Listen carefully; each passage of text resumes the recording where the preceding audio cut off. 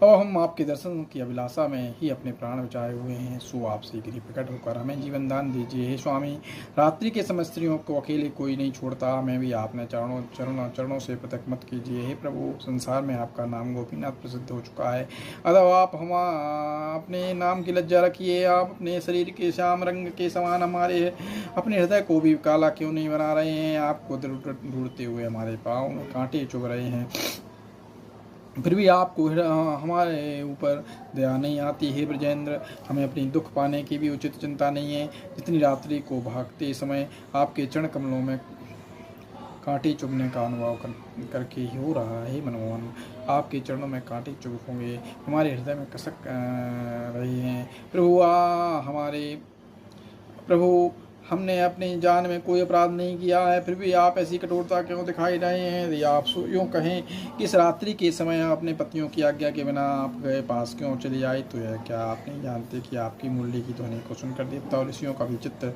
ठिकाने नहीं रहता? तो हमारे ऐसे सामर्थ्य कहाँ जो हम उसे सुनकर घरों में बैठे ही रह जाएं? हे ना, तब आप कहें कि शोक अपने पतियों से भेंट करने में मिट जाएगा। यदि ऐसी बात होती तो हम उन्हें छोड़कर आपके पास आते ही क्यों? हे प्रभु, इस प्रकार हमारे मन वचनता कर्म की प्रीति पर विचार करके आप हमें अपना दर्शन देकर कृतार्थ कीजिए। बोलो कृष्ण भगवान की जय। हे परीक्षित, इस प्रकार अत्यंत विलाप करते हुए जब श्री कृष्ण चंद्र जी ने दर्शन नहीं दिए तो सभी गोपियां व्याकुलता से मूर्छित होकर पृथ्वी पर गिर पड़ी। बोलो कृष्ण भगवान की जय। तुम अत्यंत अधीरता में रोते हुए इस प्रकार बोले, हे मूल्य मनोहर, अब आपके विरह में हमारे प्राण निकले जा रहे हैं, तो आप जो उचित समझ करें। बोलो कृष्ण भगवान की।